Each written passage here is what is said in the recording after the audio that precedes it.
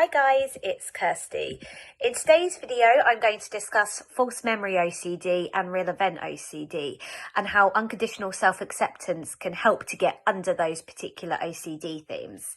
But before I get into that, please do subscribe by clicking on the subscribe button below in order to stay up to date with new videos as they're released.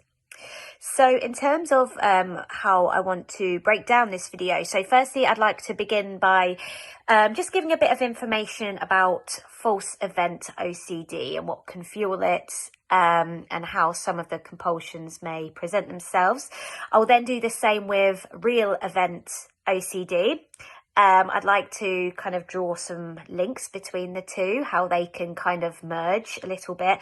And then I would like to talk about the relevance of unconditional self-acceptance with these types of OCD themes and thoughts and how it can be particularly helpful at becoming less stuck. So firstly, if we have a little look at false memory OCD. So this could be this could start from an idea that we've had, which could crop up as a result of many things. It might be because it might have just come out of the blue, this kind of memory, this idea that of something that we think could have happened. Or we could be trying to work something out in our past, like maybe why. It might even be something around why do I have OCD? You know, thinking about.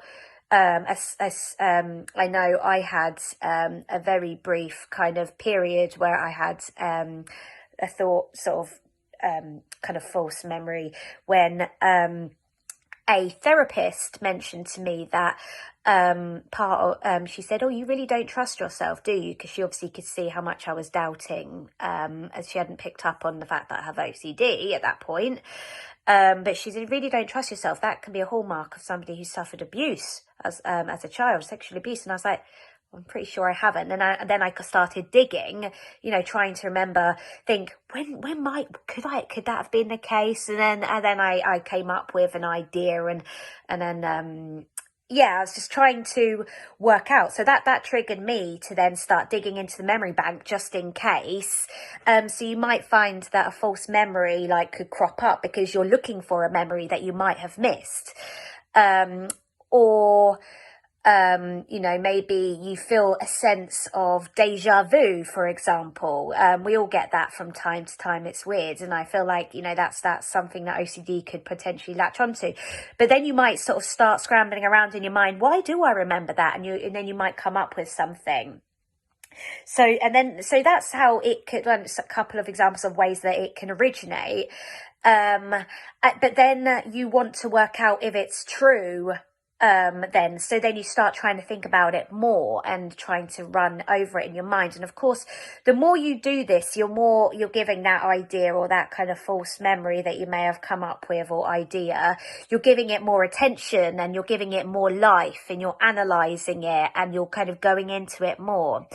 And we'd be doing that because we're afraid of what it means. So that would be the reason why we're doing that, is because we're afraid of what it means, you know. So for example, with me, with that particular one of mine, I was afraid that, oh gosh, what if I was sexually abused as a child, which I wasn't, but I'm lucky to say that I wasn't, but I was trying to work out why I was having, you know, my sort of why I was having the experiences with ROCD at the time.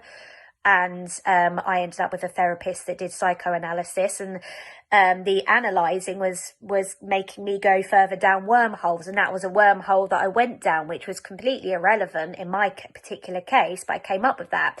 But then that took on new meaning for me, because to me that seemed like an awful thing that could happen. You know, what if I was, and you know, what does that mean about the, you know, person or anything like that? So you know, this whole scenario I kind of built up in my mind, which was completely untrue.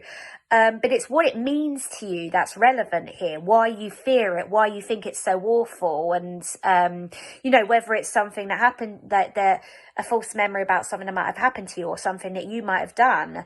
It could mean that you feel guilty as a result of this false memory, and you're writing yourself off as a person because of that. So that's what that would mean. mean to you. And then you might find yourself going over it, analysing it again, trying to reassure yourself, oh no, that didn't happen, or it didn't happen like that. And this is what, fuels that cycle with false memories, is the fear, the thing that you're afraid of what that event might have meant, what this memory might mean to you.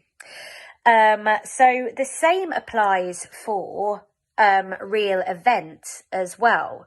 So here, you've become stuck on something that might have happened in the past because of it means something that you think is awful. Whether that's you something happened to you in the past and you've kind of got stuck on it because you think that's an awful thing that might have happened, or it might be that you're worried that you did something awful, or that you behaved in a certain way that would have then caused a knock-on effect and something awful might have happened.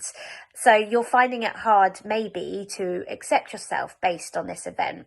So firstly, with real events, is that it doesn't necessarily mean that the real event took place exactly the way you're now imagining it, because this is why I wanted to talk about some links with real event OCD and false memory OCD. So real event OCD is based on a memory, but OCD can twist things, and the way that false memory OCD works, that can affect the way that real event works as well. So we might find that it kind of, we're remembering things in an exaggerated way in our mind. So say, for example, we did act in a way, we actually did act in a way that would be undesirable in the past. So maybe we took part in bullying or something as a teenager.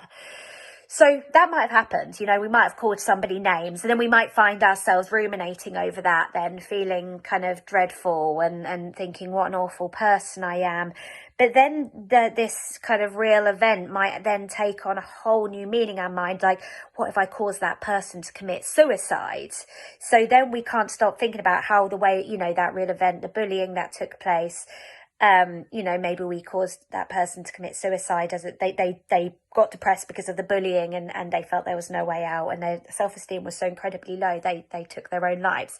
So that's one kind of example of how real event may present itself and why we could get stuck on it.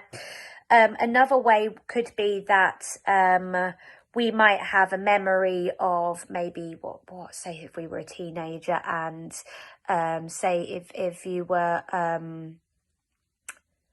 it was maybe as a man, he might remember his first time being intimate with a girlfriend at the age of 16 or 17. And then he might get stuck on the idea that what if it wasn't consensual? And then he might start analysing the real event so much in his mind, like thinking that it might start to seem really feasible that actually it wasn't consensual. Even if it was. So then it kind of becomes like real event with a bit of false memory. So, and then because the idea of that to that person might seem so awful, then it seems all the more real, because that's the way OCD works. What we think is terrible and awful, we couldn't stand, or we're terrified of, the OCD exaggerates it and it becomes much bigger in our mind. And the reason that happens is because our brain thinks we're in danger because we think it's terrible. So that it's sounding the alarm, and then the thought seems bigger and all the more consuming in order to get our attention. So then we will try and do something about it, or to either go into that memory again and keep replaying it to reassure ourselves, or it might even be going to ask somebody if something happened. And that compulsion could take place with real event or false memory, asking other people information about events. It might be checking somebody's social media to see if they're still alive, or to see if they're still posting and make sure they're not depressed or something like that. So, or it might be, texting somebody to ask, did this happen, or are you okay? So that's something that sort of reassurance seeking could take place with both false memory and real event, as can confessing as well. So, saying I did this and I caused this to happen. So with both of these themes, this is where unconditional self-acceptance really, really does come into its own. And that is particularly the case with real events as well. So when it comes to false memory, so you're thinking, even though you're doubting yourself, but you're suspecting it's OCD, you know, maybe with harm or with ROCD, you're like, you're pretty sure it didn't happen, but it keeps on coming back, so you're doubting it. So that's that.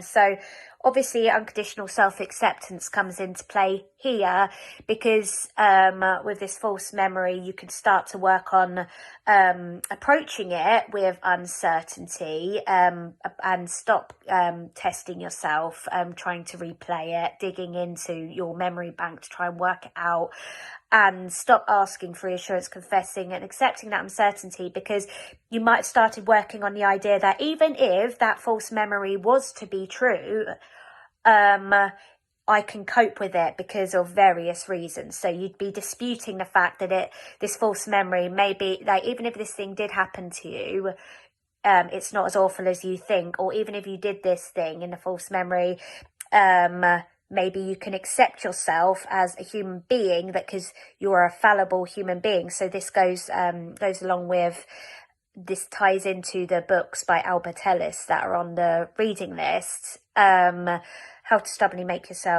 stubbornly refuse to make yourself miserable about anything, firstly, which helps us to stop awfulizing about certain things in our life, but also the myth of self-esteem by Albert Ellis, because he talks about how we don't have to classify ourselves as either good or bad based on a couple of things. We can just see ourselves as a human being who is capable of good behaviours and bad behaviours sometimes, because human beings are created in an imperfect way, and we're fallible and we're capable of making mistakes. So with this false memory, we can work on the idea that even if I did do something and made a mistake in the past, it doesn't write me off as a human being, doesn't make me a bad human being, just makes me a human being that is capable of doing good and bad things. So I can maybe, holding guilt about this false memory is pointless, because what's it serving me? So you'd have to work hard on disputing. Disputing is not something that happens overnight. And I have done quite an in-depth video about disputing. And there are other videos, several of them, about unconditional self-acceptance by various different people. I recommend watching them, because even if you didn't fully understand it the way one person explains it, it might be that another person explains it in a way that speaks to you better. So I'd recommend watching them all to get a true understanding of it. But you'd want to work on this disputing in order to be able to have that self-acceptance, in order to behave in a way that you're accepting uncertainty about this false memory. Now, when it comes to real event OCD, again, this is unconditional self-acceptance, and this is where unconditional self-acceptance comes into our everyday life as well. Because with OCD, we're accepting uncertainty, we're doubting, we don't know if this thing is true, we think it's probably, doesn't seem to be, given the facts, but I can, really feel like it. But with real event OCD, even if your fear of this real event has made it feel extremely exaggerated in your mind and twisted it in a way to make you think, oh, I'm a bad person or something like that. Even if that's happened, you can still work on unconditional self-acceptance. Even if this real event took place and you did something that you feel terrible about, and you definitely did something that you feel terrible about, you can still work on unconditional self-acceptance to stop you obsessing, to work on reducing the obsessing about this real event, because unconditional self-acceptance is exactly that. It's unconditional. So it's not like I accept myself as long as this is definitely OCD. No, it's like, is it you accept yourself regardless? So this is where this comes into play too. It's like whatever mistake you might have made in the past that you're now kind of going over in your mind, you work on accepting yourself regardless of that mistake, because like every other human being, you're capable of making mistakes and you're quite entitled to make the odd mistake from time to time. So I hope this video has been helpful in terms of talking about, well, firstly, a brief kind of overview of real event OCD and false memory OCD, how they can link a little bit in terms of OCD taking a real event, exaggerating it, and then you kind of start to get maybe false memories a little bit about that. Giving some examples of compulsions that could come up with both of them, and how they could both maybe arise, and then talking about how unconditional self-acceptance helps us enormously to get under both of those types of presentations of OCD. So I hope this video has been helpful, and do take care. Bye.